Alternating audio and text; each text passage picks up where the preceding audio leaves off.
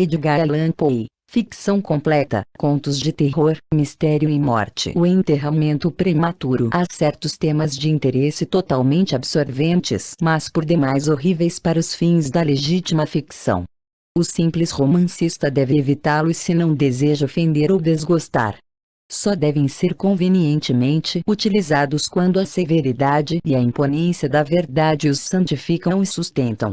Estremecemos, por exemplo, com o mais intenso pesar agradável, diante das narrativas da passagem do Berezina, do terremoto de Lisboa, da peste de Londres, do massacre de São Bartolomeu, ou do asfixiamento de 123 prisioneiros da Caverna Negra em Calcutá. Mas, nessas narrativas é o fato, é a realidade, é a história o que excita. Como invenções, olhá-las-íamos com simples aversão. Mencionei algumas, apenas, das mais proeminentes e augustas calamidades que a história registra. Mas nelas existe a extensão, bem como o caráter, de calamidade, que tão vivamente impressiona a fantasia. Não é necessário lembrar ao leitor que, do longo e pavoroso catálogo das misérias humanas, poderia eu ter selecionado numerosos exemplos individuais mais repletos de sofrimento essencial que qualquer daqueles vastos desastres generalizados. A verdadeira desgraça, na verdade, o derradeiro infortúnio, é particular e não difuso. Demos graças a um Deus misericordioso pelo fato de serem os espantosos extremos da agonia suportados pelo homem unidade e não pelo homem massa.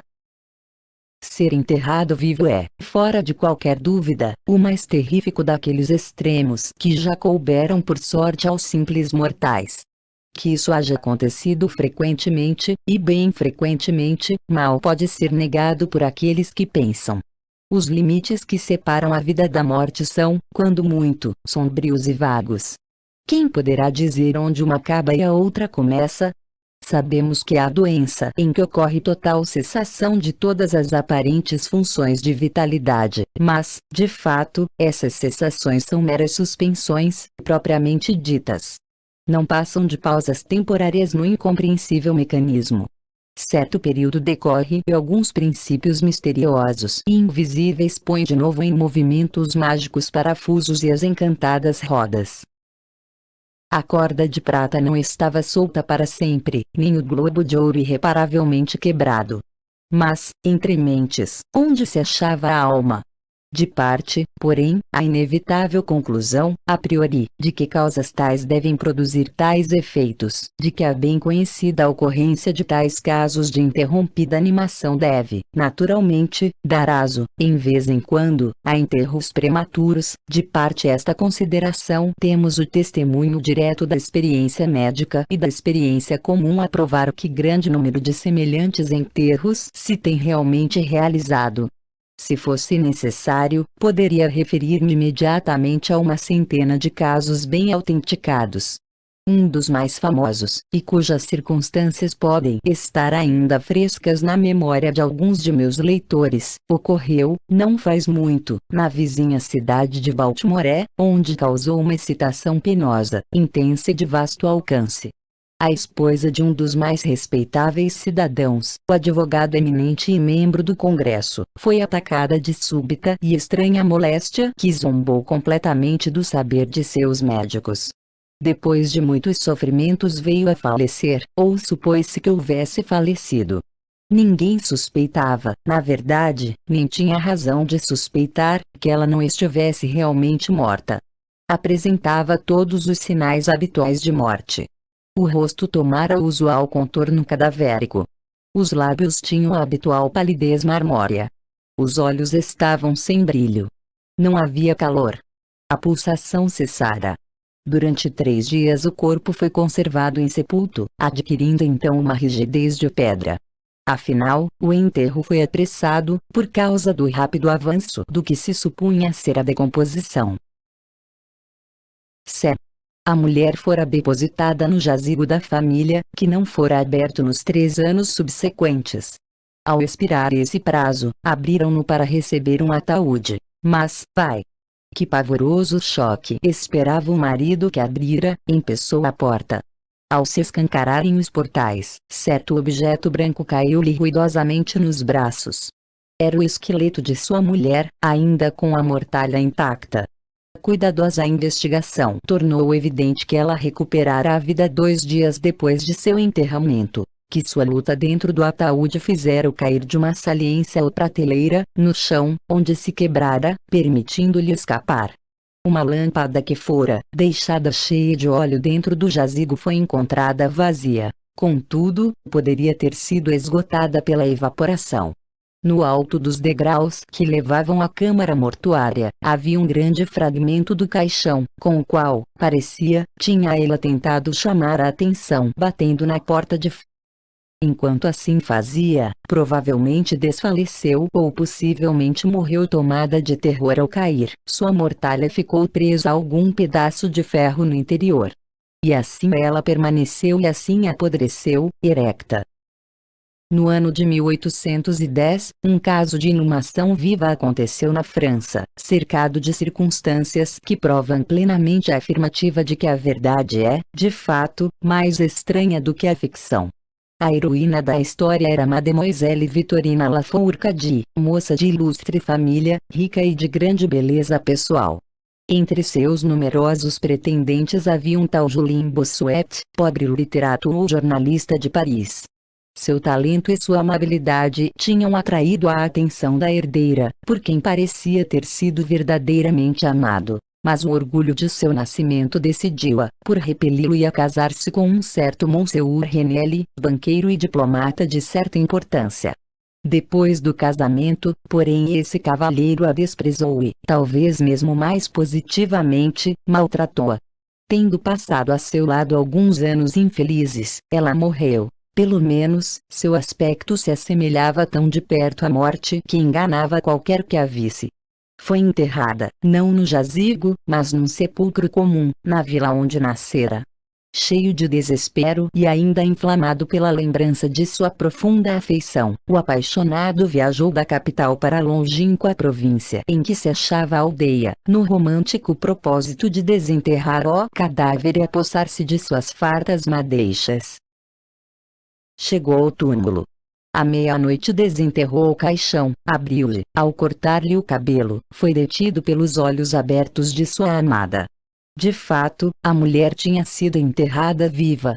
A vitalidade ainda não desaparecerá de todo e ela foi despertada pelas carícias de seu amado do letargo que fora tomado como morte. Ele a levou, nervosamente, aos seus aposentos na aldeia. Empregou certos poderosos analéticos sugeridos por seus não pequenos conhecimentos médicos. Por fim, ela reviveu. Reconheceu seu Salvador. Permaneceu com ele até que, gradativamente, recobrou por completo a primitiva saúde. Seu coração de mulher não tinha a dureza dos diamantes e essa última lição de amor bastou para abrandá-lo. Concedeu a Bossuet. Não voltou à companhia do marido. Mas, ocultando dele a sua ressurreição, fugiu com seu amante para a América. 20 anos depois, ambos voltaram à França, persuadidos de que o tempo tinha alterado tão grandemente o aspecto da mulher que seus amigos seriam incapazes de reconhecê-la. Enganaram-se, porém, porque, ao primeiro encontro, Monsieur Renelle reconheceu logo e reclamou sua mulher. Ela se opôs a essa reclamação e um tribunal de justiça apoiou-a, decidindo que as circunstâncias peculiares e o lapso de anos haviam extinguido, não só equitativa, mas legalmente, a autoridade do marido. O Jornal de Cirurgia de Leipzig, periódico de alta autoridade e mérito, que alguns livreiros americanos fariam bem em traduzir e republicar, relembra num dos últimos números um acontecimento bem penoso dessa mesma espécie. Um oficial da artilharia, homem de gigantesca estatura e vigorosa saúde, tendo sido atirado de um cavalo indomável, recebeu fortíssima contusão na cabeça que o tornou imediatamente insensível. O crânio ficou levemente fraturado, mas não se temia imediato perigo. A trepanação foi executada com pleno êxito. Sangraram-no e puseram-se em execução vários outros meios comuns de alívio. Gradualmente, porém, foi ele mergulhando, cada vez mais, num estado de desesperado torpor e, finalmente, pensou-se que havia morrido. O tempo era de calor, e enterraram-no, com pressa censurável, num dos cemitérios públicos. Seu enterro realizou-se na quinta-feira. No domingo seguinte o cemitério, como de costume, encheu-se de visitantes e, ao meio-dia, produziu-se intensa excitação quando um camponês declarou que, tendo-se sentado sobre o túmulo do oficial, sentira distintamente um movimento da terra, como se ocasionado por alguém que lutasse ali embaixo. A princípio, pouca atenção foi dada à afirmativa do homem, mas seu evidente terror e a afirmativa obstinada com que persistia em sua história produziram afinal, natural efeito sobre a multidão. Procuraram-se, às pressas pás, e o túmulo, que era vergonhosamente pouco profundo, foi em poucos minutos tão depressa escavado que a cabeça do seu ocupante apareceu. Ele estava, então, aparentemente morto, mas sentara-se quase erecto dentro do caixão cuja tampa, na sua luta furiosa, havia parcialmente soerguido. Foi imediatamente transportado ao mais próximo. Declarou-se que ele estava ainda vivo, embora em estado de asfixia. Depois de algumas horas, reviveu, reconheceu pessoas de sua amizade e, em frases entrecortadas, narrou as agonias que sofrera na sepultura. Pelo que ele relatou, ficou patente que deverá ter estado consciente de perder os sentidos. A sepultura fora descuidada e frouxamente cheia de uma terra excessivamente porosa, e assim, algum ar podia, necessariamente, penetrar. Ele ouviu o tropel de passos da multidão por cima de sua cabeça e procurou fazer-se ouvir por sua vez. Foi o barulho dentro do cemitério, disse ele, que pareceu despertá-lo de um profundo sono, mas logo que despertou sentiu-se cônscio do horror pavoroso de sua situação. Este paciente, conta-se, estava indo bem e parecia achar-se em franco caminho de completo restabelecimento, mas foi vítima do charlatanismo das experiências médicas. Aplicaram-lhe uma bateria elétrica, de repente, expirou num daqueles estáticos paroxismos que ela ocasionalmente provoca. A menção da bateria elétrica, aliás, traz-me à memória um caso bem conhecido e extraordinário, em que sua ação provou-se eficaz em fazer voltar à vida um jovem procurador londrino que estivera enterrado durante 8 dias. Isto ocorreu em 1831, e causou, em seu tempo, profundíssima sensação, em toda a parte em que se tornasse o assunto da conversa. O paciente, Sr. Eduardo Stapleton, tinha morrido, parece, de tifo, com seus sintomas anômalos que haviam excitado a curiosidade de seus médicos assistentes. A respeito dessa morte aparente, solicitou-se de seus amigos que permitissem um exame post-mortem, mas eles se negaram a consentir nisso. Como acontece muitas vezes quando se fazem tais recusas, os profissionais resolveram desenterrar o corpo e dissecá-lo, com vagar, por sua conta. Realizaram-se facilmente os preparativos, com os numerosos grupos de desenterradores de cadáveres, então muito encontradiços em Londres, e, na terceira noite depois do funeral, o suposto cadáver foi desenterrado de uma cova de 2,40 metros de profundidade e depositado na sala de operações de um dos hospitais particulares. Uma incisão de certo tamanho fora já feita no abdômen, quando a aparência fresca e incorrupta do paciente sugeriu que se fizesse a aplicação de uma bateria. As experiências se sucederam e sobrevieram costumeiros sinais, sem nada que, de algum modo, os caracterizasse exceto, numa ou duas ocasiões, certo grau um pouco incomum de vivacidade na ação convulsiva. Fazia-se tarde. O dia estava prestes a raiar e achou-se, afinal, que era conveniente proceder, sem demora, à dissecação. Um estudante, porém, estava especialmente desejoso de provar certa teoria e insistiu em que se aplicasse a bateria a um dos músculos peitorais. Deu-se um grosseiro talho e aplicou-se apressadamente o fio. Então o paciente, num movimento ligeiro, mas não convulsivo, ergueu-se da mesa, andou até o meio do soalho, olhou inquieto antes em redor de si e depois falou. Não se podia entender o que dizia, mas as palavras eram ditas e as formação das distinta. Depois de falar, caiu pesadamente no soalho. Por alguns instantes todos ficaram paralisados de terror, mas a urgência do caso em breve os fez recuperar a presença de espírito. Via-se que o Sr. Stapleton estava vivo, embora desmaiado.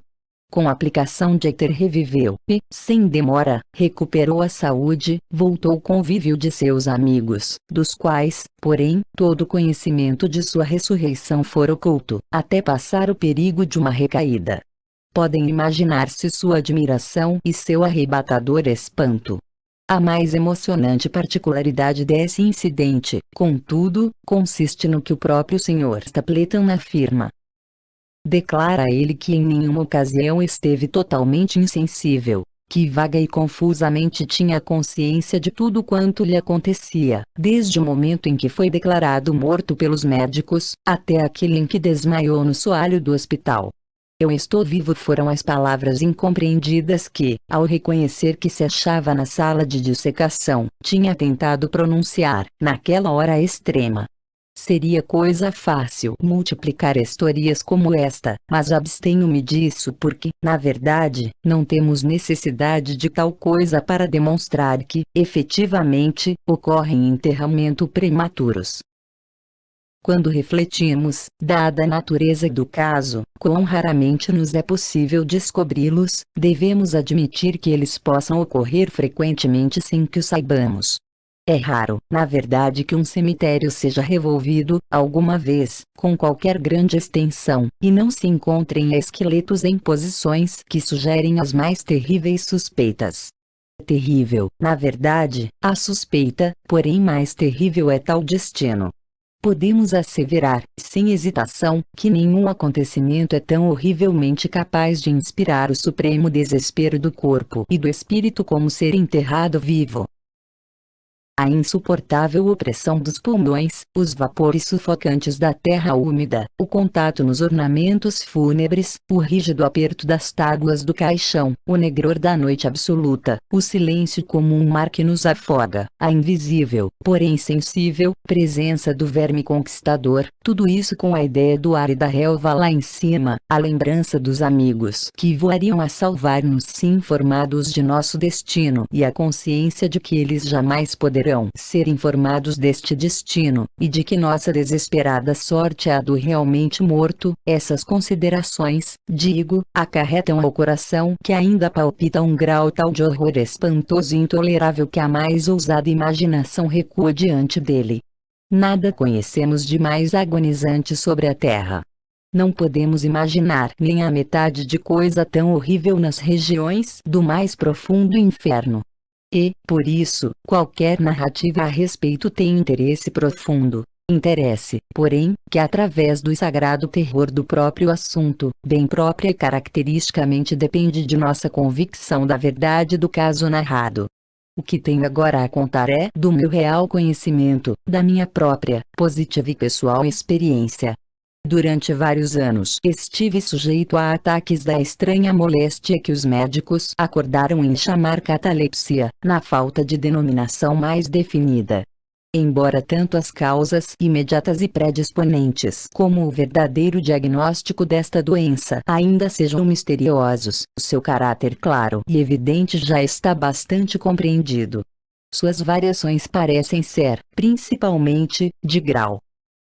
Às vezes, o paciente jaz, durante um dia só, ou mesmo durante um curto período, numa espécie de exagerada letargia.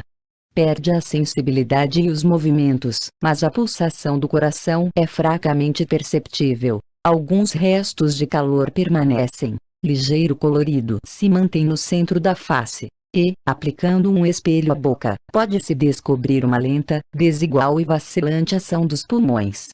Outras vezes a duração do transe é de semanas ou mesmo de meses, e a mais severa investigação, as mais rigorosas experiências médicas não conseguem estabelecer qualquer distinção material entre o estado do paciente e o que concebemos como morte absoluta.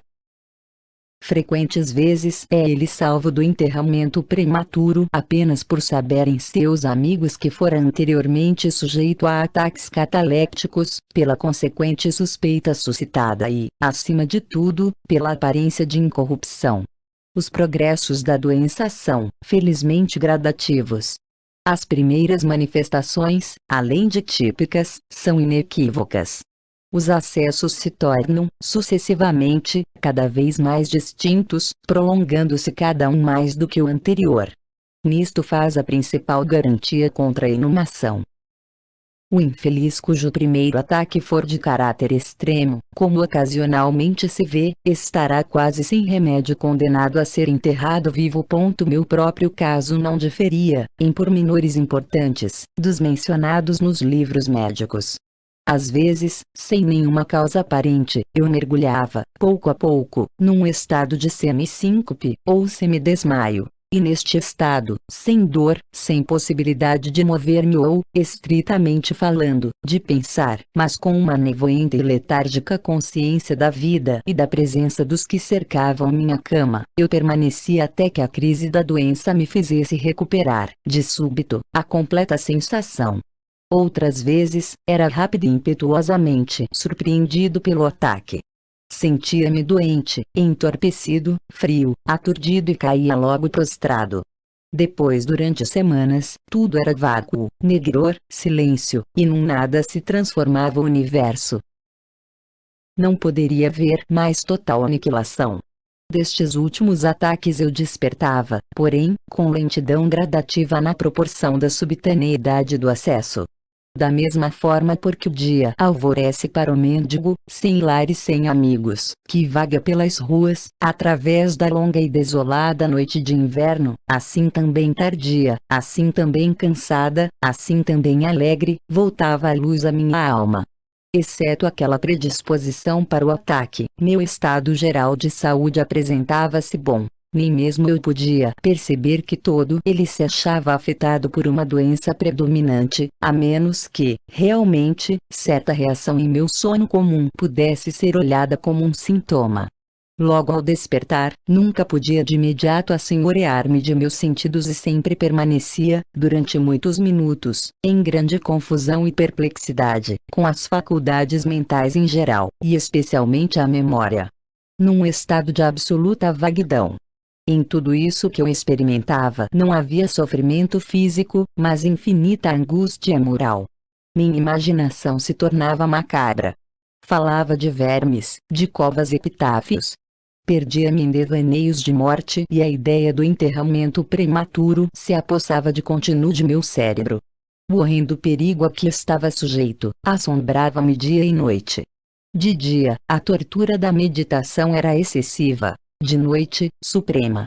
Quando a disforme escuridão inundava a terra, com todo o horror do pensamento eu tremia como as plumas palpitantes que adornam os carros fúnebres.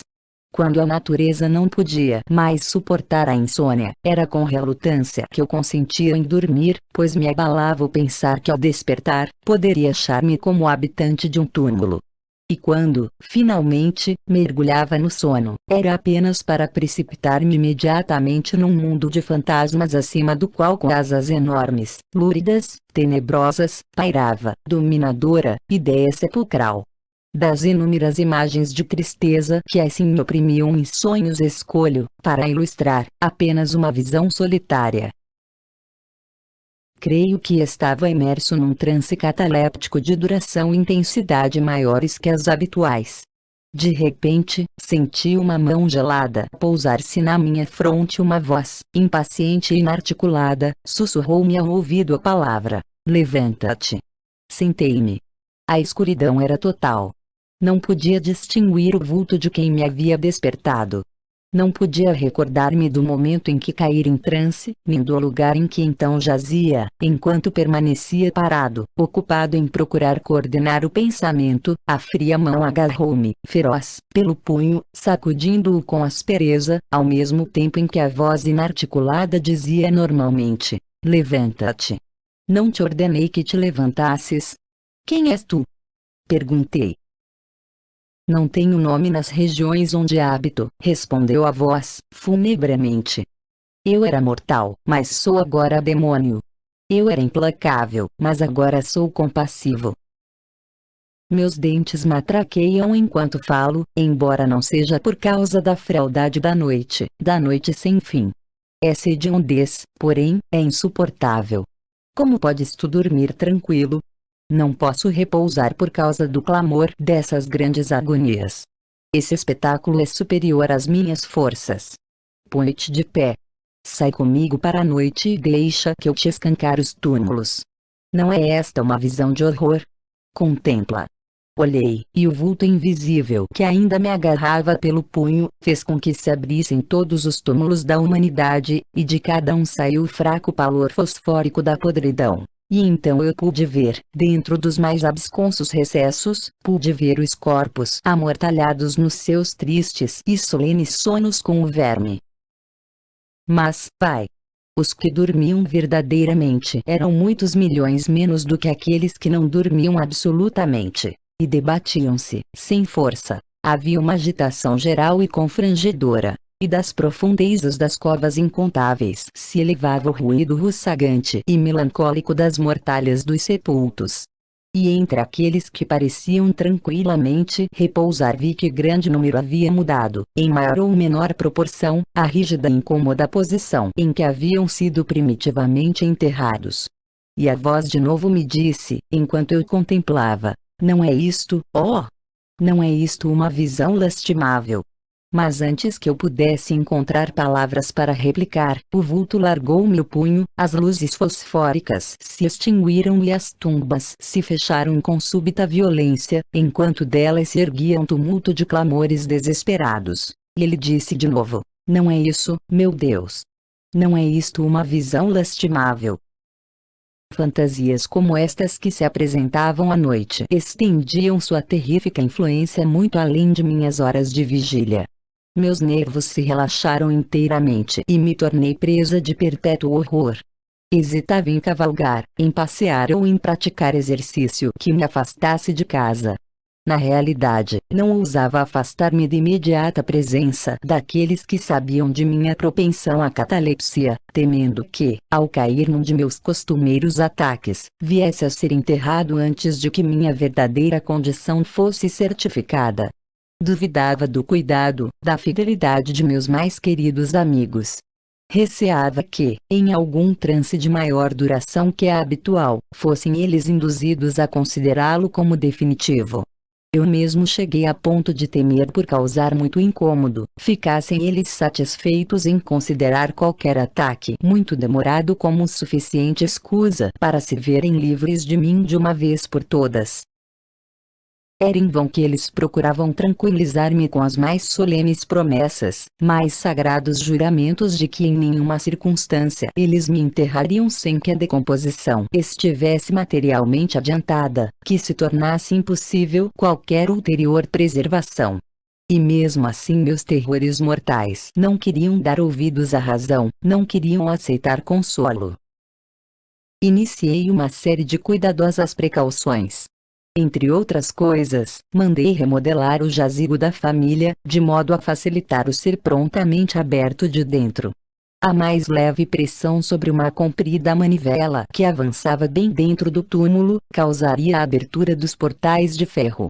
Havia também dispositivos para a livre admissão de ar e da luz e adequados recipientes para comida e água, dentro do imediato alcance do caixão preparado para receber-me. O caixão estava quente e maciamente acolchoado e provido de tampa construída de acordo com o sistema da porta do jazigo, com o acréscimo de molas tão engenhosas que o mais fraco movimento do corpo seria suficiente para abri-lo. Além de tudo isto, havia suspenso do teto do túmulo um grande sino, cuja corda, como determinei, deveria ser enfiada por um buraco do caixão e amarrada a uma das mãos do cadáver. Mas, de que vale a vigilância contra o destino do homem? Nem mesmo aquelas tão engenhosas seguranças bastaram para salvar das extremas agonias de ser enterrado vivo um desgraçado condenado de antemão a essas mesmas agonias. Chegou uma época, como muitas vezes havia chegado antes, em que me achei emergindo de total inconsciência para o início de um fraco e indefinido senso da existência. Vagarosamente, numa gradação tardia, aproximou-se a nevoenta madrugada do dia psicológico. Um torpor incômodo. Um sofrimento apático de obscura dor. nenhuma atenção, nenhuma esperança, nenhum esforço. Em seguida, após longo intervalo, um zumbido nos ouvidos. Depois disso, após um lapso de tempo ainda mais longo, uma comichão ou sensação de formigueiro nas extremidades. Depois, um período aparentemente eterno de aprazível quietude, durante o qual sentimentos despertos lutam dentro do pensamento. Depois, um breve novo mergulho no nada. Depois, uma súbita reviviscência. Afinal, o rápido premer de uma pálpebra, e, imediatamente após, um choque elétrico do terror, mortal e indefinido, que arroja o sangue em torrentes das têmporas para o coração. E agora, o primeiro positivo esforço para pensar. E agora, a primeira tentativa de recordar. E agora, um êxito parcial e evanescente. E agora, a memória já recuperou de tal modo seu domínio que, até certa medida consciente de meu estado, sinto que não estou despertando de um sono comum. Lembro-me de que estive sujeito a catalepsia. E agora afinal, como que inundado por um oceano, meu espírito trêmulo é dominado pelo perigo horrendo, por aquela espectral e tirânica ideia fixa. Permaneci imóvel alguns minutos, depois que essa imagem se apoderou de mim. E por quê? Eu não podia armar-me de coragem para mover-me. Não ousava fazer o esforço necessário para certificar-me de minha sorte, e, contudo, havia algo no meu coração que me sussurrava que ela era fatal. O desespero, como de nenhuma outra desgraça que jamais salteou o ser humano, só o desespero me impeliu, após longa irresolução, a erguer das pálpebras de meus olhos. Ergui-as. Estava escuro, totalmente escuro. Senti que o ataque tinha passado. Senti que a minha doença há muito desaparecerá. Senti que me achava agora completamente, em pleno uso de minhas faculdades visuais. E contudo, estava escuro, totalmente escuro, daquela escuridão intensa e extrema da noite que dura para sempre.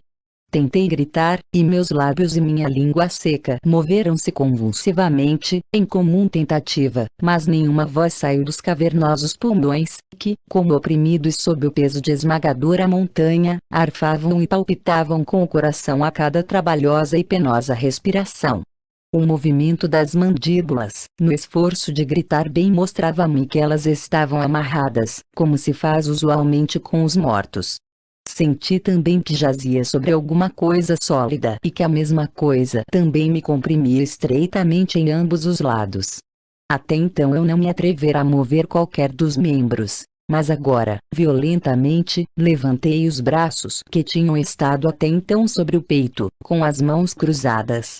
Eles bateram de encontro a uma madeira sólida, que se estendia sobre uma altura de não mais do que 6 polegadas de meu rosto. Não podia mais duvidar de que repousava dentro de um caixão.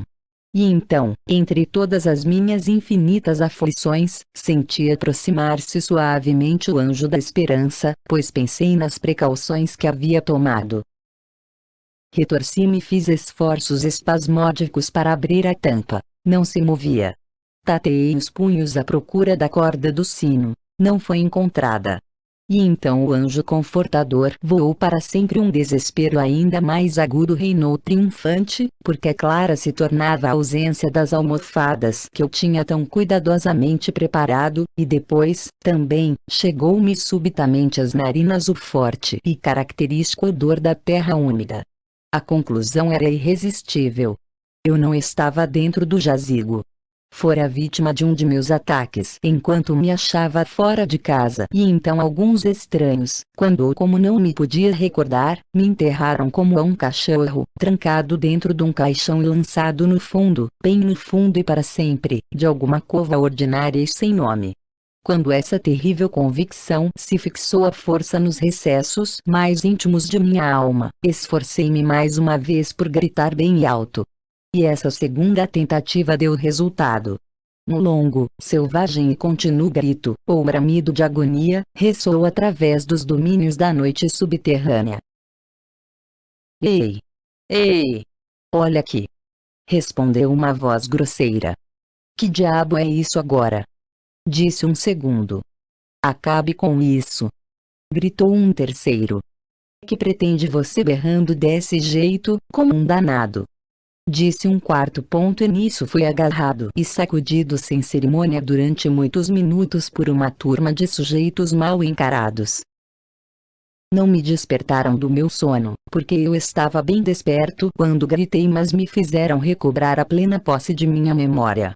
Essa aventura ocorreu perto de Richmond, na Virgínia. Acompanhado por um amigo que eu tinha avançado, seguindo uma expedição de caça, algumas milhas ao longo das margens do rio Jaime. A noite se aproximou e fomos surpreendidos por uma tempestade. O camarote de uma pequena chalupa, ancorada no rio e carregada de terra pastosa para jardim, oferecia-se como o único abrigo disponível. Arranjamo-nos o melhor que pudemos para passar a noite a bordo. Adormeci em um dos dois únicos beliches da embarcação. Os beliches de uma chalupa de 60 ou 70 toneladas quase não precisam ser descritos. Aquele que eu ocupava não tinha colchão de espécie alguma. Sua largura extrema era de 18 polegadas. A distância até o tombadilho, por cima da cabeça, era precisamente a mesma. Fora com excessiva dificuldade que me apertara dentro dele. Apesar de tudo, adormeci profundamente, e toda aquela minha visão, porque não era sonho, nem pesadelo, surgiu naturalmente das circunstâncias de minha posição, do meu habitual pensamento impressionado e da dificuldade, a que já aludi, de recuperar os sentidos e especialmente a memória durante muito tempo depois de despertar de um sono. Os homens que me sacudiram eram da tripulação da chalupa e alguns trabalhadores contratados para descarregá-la. Da própria carga é que provinha aquele cheiro de terra. A ligadura em torno de meus queixos era um lenço de seda em que havia enrolado minha cabeça, na falta de meu costumeiro barrete de dormir. As torturas experimentadas, porém, eram, sem dúvida, completamente idênticas. No momento, as de uma verdadeira sepultura, eram pavorosas, eram inconcebivelmente hediondas. Mas do mal se origina o bem, porque aqueles paroxismos operaram inevitavelmente revulsão no meu espírito. Minha alma adquiriu tonalidade, têmpera. Viajei para o estrangeiro. Fiz vigorosos exercícios. Aspirei o ar livre do céu. Pensei em outras coisas que não na morte. Descartei-me de meus livros de medicina. Queimei Bouchan, não li mais os pensamentos noturnos, nem arazéis a respeito de cemitérios, nem histórias de fantasmas como esta. Em resumo, tornei-me um novo homem e vivi vida de homem. Desde aquela memorável noite afugentei para sempre minhas apreensões sepulcrais e com elas esvaneceu-se a doença cataléptica, da qual, talvez, tivessem sido menos a consequência que a causa. Há momentos em que, mesmo aos olhos serenos da razão, o mundo de nossa triste humanidade pode assumir o aspecto de um inferno, mas a imaginação do homem não é caráter para explorar impunemente todas as suas cavernas. A horrenda região dos terrores sepulcrais não pode ser olhada de modo tão completamente fantástico, mas, como os demônios em cuja companhia a fraseada fez sua viagem até Oxus, eles devem dormir ou nos devorarão, devem ser mergulhados no sono ou nós pereceremos.